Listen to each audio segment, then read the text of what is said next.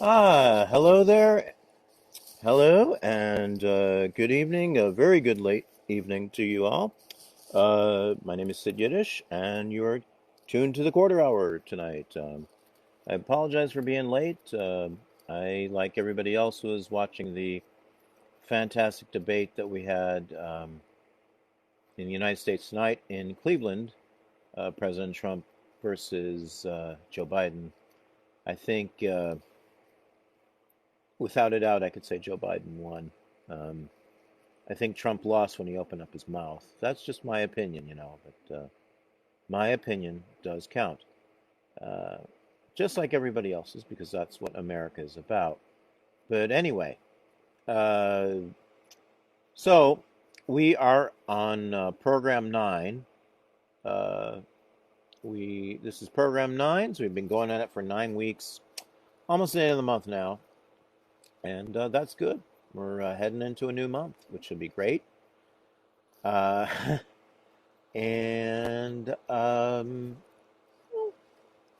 I did some things last week to make things look a little bit better, brighten my set up a little bit. I think some people will appreciate that.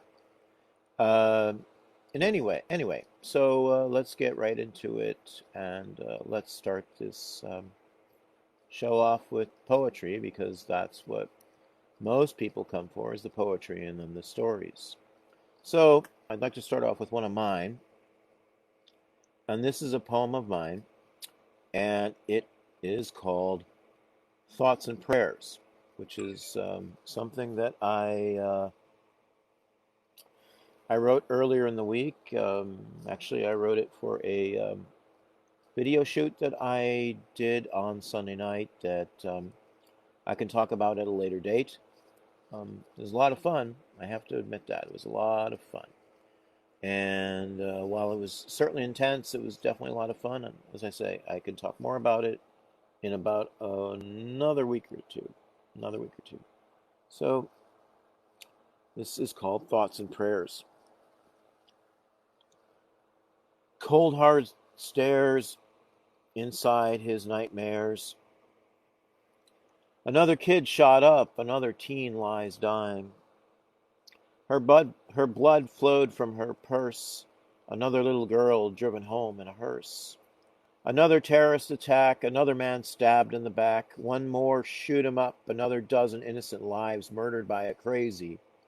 Another barricaded hostage police SWAT team situation. Another self-inflicted gunshot wound to the head.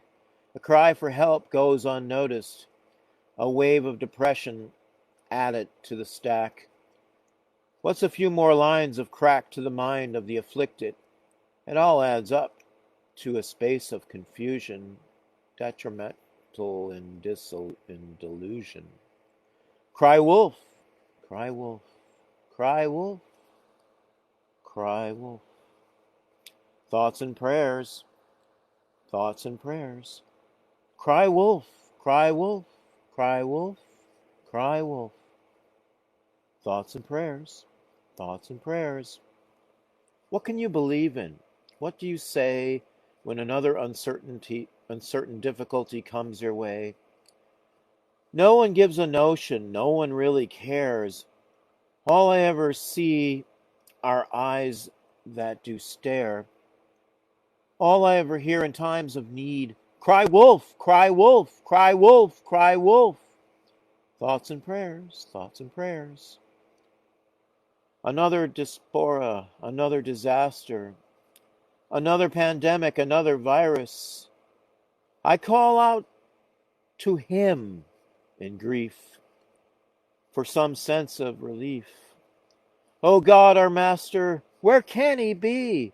There is no answer, for it seems as if our beliefs have belly flopped and drowned, and have dropped to the bottom of the pool. Oh, what a fool I've been all along, singing a lonely song that I will continue to sing. Makes me bend my knees and bow my head. Pray for our nation, pray for our world. Cry wolf, cry wolf, cry wolf, cry wolf. Thoughts and prayers, thoughts and prayers. Cry wolf, cry wolf, cry wolf, cry wolf. Thoughts and prayers, thoughts and prayers. It never ends. All right, and that was called Thoughts and Prayers.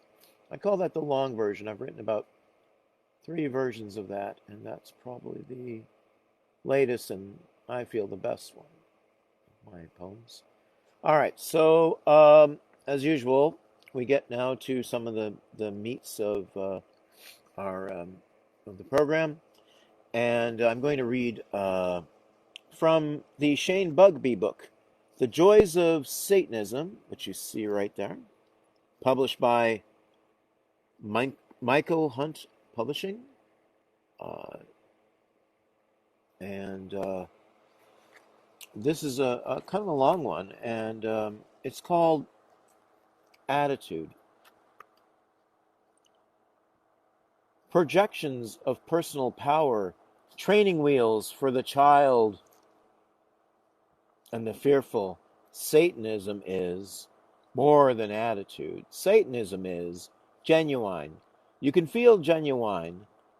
That can shake you to your core. Genuine has answer. Genuine has resolve. Those who project attitude are easily read and are easy to move. Purposeful projections of strength are sense of fear.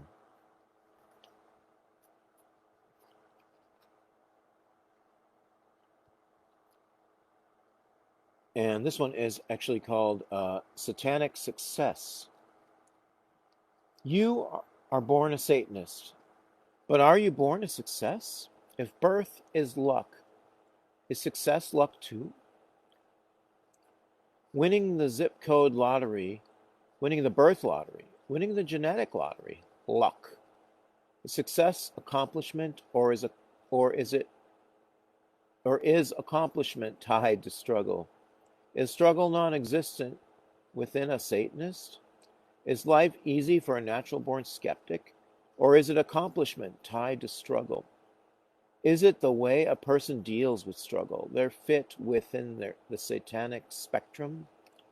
A symbiotic stratification, the constant quest for success is slavery, be it to others' definition of success, or to the illusion of success the self often falls for. The constant quest for success teaches the Satanists to hate themselves and hate others. To rise above sounds satanic. If you are born elite, what is there to rise above?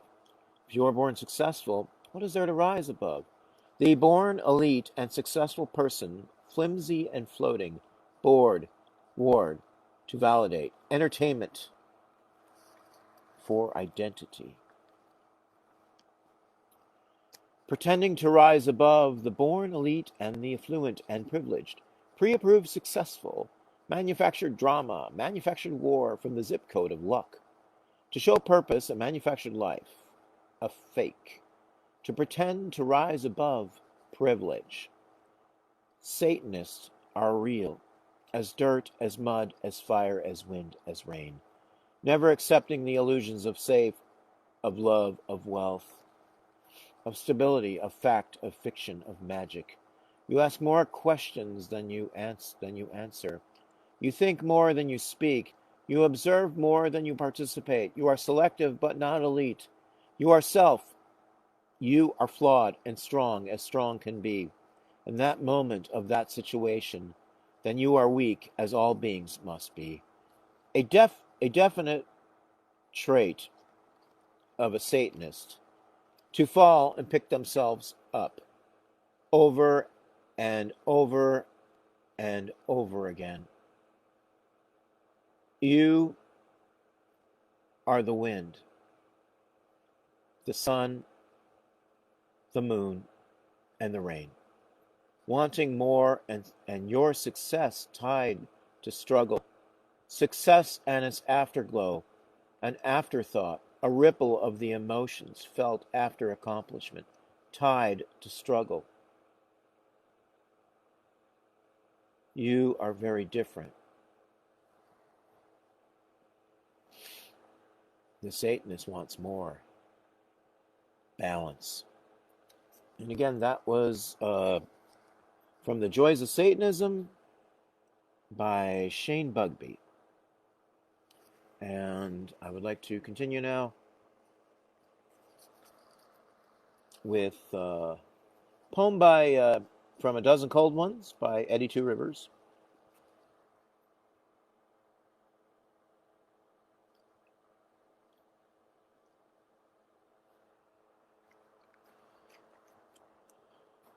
And this is called A Skeleton of Bleached Memories. Was I cast aside like a skeleton of bleached memories, running in pain circles, the image of you walking away, crowded my reason for a few years, like waves of mist, tears and a pain that is neither physical or emotional, govern my life, a longing still after so many years. Trapped by fate's design, snared like smoke, the memory has faded to vanish as ghosts that return only on rainy days. Your image vanished, and I felt guilty, as though forgetting you was somehow a betrayal, and sometimes I think I'm the bastard son of the wind, cold wind that makes love to wandering souls shivering. Walking like a silent voyeur, watching scenes to reaffirm my humanity, a shot of southern comfort, numb the piercing chill of the emotional turbulence I experienced as I tried to freeze frame your image in my memory. Still, the face vanished like a mirage as I ran crying toward it. The pain numbed my soul, robbed my worth, and put my spirit in the wind. I heard only the highway's word of wisdom, a whispered message from a million night stars.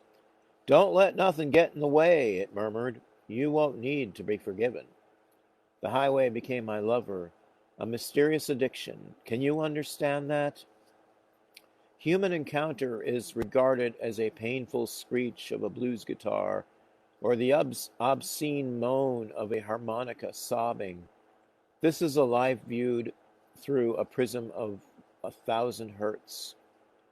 Did I give you my innocence, or did you steal it?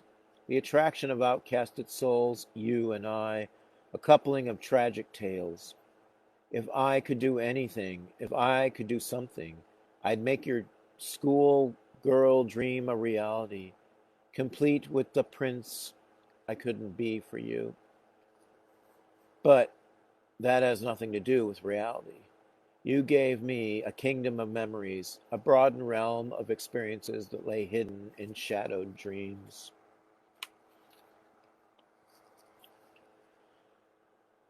The sun in the early morning was painting the eastern skyline a pink hue.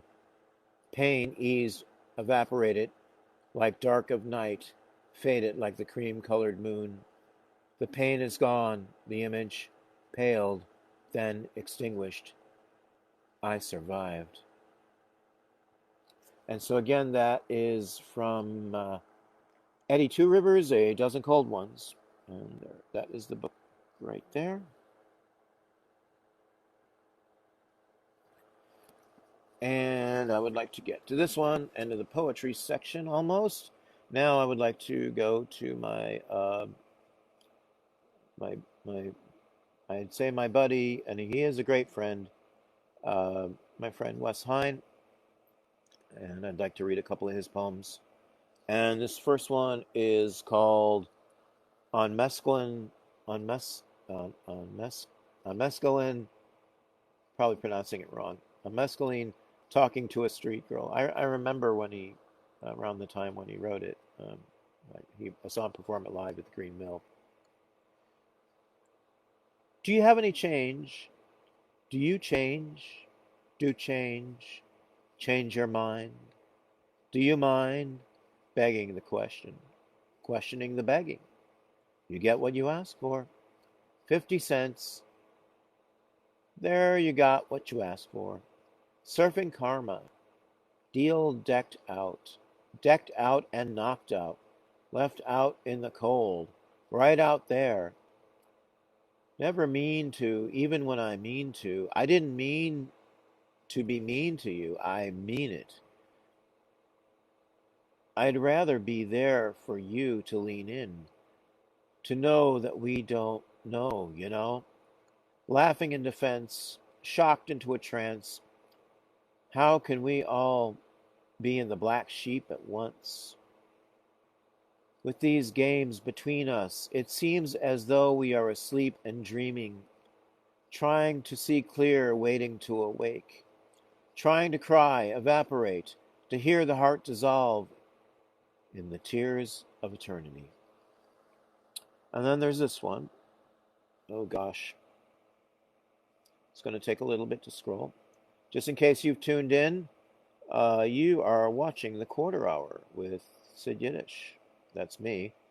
And this is week 9. And we're going to, this thing just kind of parked off a little bit. And I don't know why that did that, but oh, apologize. I should tell you a bad joke probably while we're in the middle of this. But this happens from time to time when the darn things scroll back and like eyes in your head that just sort of fall back, um, like you're on something when you're not really on anything at all. This is just taken forever. But we are in, we've already passed part 1 of his book, Sugar Skull, Poems and Flash Fiction. Flash Fiction. We are in part 2, and this is just getting ridiculous. Just as we scroll, scroll, scroll, scroll, scroll, scroll, scroll, scroll, scroll, scroll, scroll, scroll, scroll. Scroll, scroll, scroll, scroll, scroll, scroll, scroll, scroll, scroll, scroll. Yep. Scroll, scroll, scroll, scroll. You know, we can sing a song while we're doing. In fact, I will. Scroll, scroll, scroll your poem gently down the page. Merrily, merrily, merrily, merrily. Life is such a rage. Scroll, scroll, scroll your poem gently down the page. Merrily, merrily, merrily, merrily. Life is but a rage. Okay, well, we're not halfway there yet. We're almost there. I swear, I'm not making this up. I think the my laptop is just a little slow tonight. I apologize for that. I really do. I think I'm going to skip it because it's taken forever to do. So we will move right along because we're running a little bit past. So that again, that was from Sugar Skull Poems, Flash Fiction by Wes Heine. Sorry, Wes, I only read 1 tonight. I promise I'll make it up and I'll read 3 next week. That's a promise, and I'll never let you down. I will never let you down. That's my promise to you. Okay, so now we're going to move right into a storybook. So this is a new book I found recently in the free library. This is called One Day for Peace. It's by Alexander L. Crosby. It's from 1965, from maybe when some of you were not born yet. I have a feeling you weren't. Some of you were not born yet. And this is chapter 1. And it's called News from Vietnam. One town is big enough to have a daily newspaper, 2 bus lines, and 1 office building, 5 stories high. But there are lots of trees and rhododendrons and open grassy places. In our yard, we often see peasants and occasionally a whole family of skunks. The most beautiful spot on our property is the far corner where there is a small stream. Everything is natural. There are some old beech trees and different kind of ferns. Skunk cabbages make it look like a vegetable garden in the spring, and there are thousands of dog-tooth violets. I think dog-tooth violets are my favorite flower. Once I told my mother I would like to name a daughter Dog-tooth Violet, and she said that would be more interesting than plain violet. I was poking around the stream one Saturday morning in April to see whether I could find a salamander. I suddenly had the feeling that someone was watching me and looked up as I did. It was my mother. She is always so calm. I don't think she would jump if lightning struck only 2 feet from her ear. And she has a kind of radiance about her, as though she knew a wonderful secret that the rest of us would just discover later. But this time she looked worried. I said, "Hi." She said, "Jane, I have some very sad news. Jeff was killed in Vietnam." She put her arms around me, and I could feel she was crying. It was a while before I could say anything. "He's so wonderful. Why did he have to get killed?" I knew he was wonderful. He cared about life, and he knew more about it than many older people do. He was very fond of you, Jane. I loved him. Teresa telephoned a few minutes later. She was so brave. I almost broke down myself. I know how much they wanted to have children. But why did he have to get killed? Jane, I don't know why we're in this war. I hate it. Thousands like Jeff have already been killed. We walked back to the house. I was feeling kind of shaky. Mother said some fruit juice would help, so she makes pineapple and grapefruit juice from 2 cans. I drank some of it. Afterwards, I went up to my room and read the letter Jeff wrote to me from Vietnam. It was so much like Jeff, I began to cry again. Dear Jane, I wish I could have seen this country before we began blowing it up and spraying it with chemicals. But there are still a few green places that haven't been hurt. Yesterday, I had a couple of free hours, so I did some investigating in the jungle. I saw just one animal, a bandicoot rat, which usually stays in its burrow during the day and forages at night. Maybe this fellow wanted to know what an American looked like. He is a thrifty kind of rat. He stores grains, nuts, and fruit in food chambers underground. The natives sometimes raid the rat's pantry when their own food gives out, and they even eat the rat himself if they catch him. I've seen some big spiders, but nothing prettier than your banded Epeira. Be sure to write. I miss stopping at your house. Love, Jeff. I did write, but I didn't know whether he ever got my letter. Outside, I heard a car door slam. Dad was home for lunch. Mother began talking to him quietly. Then he came upstairs. My door was half open. He gave it a light tap and walked in. Honey, he said, I'm sorry about Jeff. He was a rare guy. I said yes and began to cry again. I felt embarrassed. My father sat down on the bed. He is a tall man and not skinny. The bed kind of wilted beneath him. I don't blame you for crying, he said. Everybody should cry about this war. But why don't we stop it, I asked. He didn't answer right away. He was looking out the window where the buds were swelling on a red maple. Jane, he finally said, I think it's our fault. I mean, the fault of the people like us and all of our neighbors, rich and poor, white and black. We haven't accepted any responsibility. We have let the president and the generals do as they like, and what they have done is wrong. I felt useless just sitting there and crying. I looked at my father. Dad, it's all so horrible. Why do we have to stand it? Why can't I do something? He looked back in a strange way, as if I had suddenly been promoted from junior high to college. I see you mean it, he said after another pause. Well, you could write a letter to the president and to Senator Shallow and to Representative Shannon. You could write to the Gazette, too, but I think the most effective thing would be something you thought up yourself. What do you mean? Talk to some of your friends. 3 or 4 of you could come up with some good ideas, then decide what scheme looks best and carry it out. Could we have a meeting here? Of course, any time. Now let's go downstairs. Your mother has made watercress soup. Lunch was kind of grim. My father said it would be fun to go to Colorado in the summer. They have a narrow gauge railroad there that carries passengers over a pass 2 miles high. My mother said that would be wonderful, but I kept thinking about how I got to know Jeff.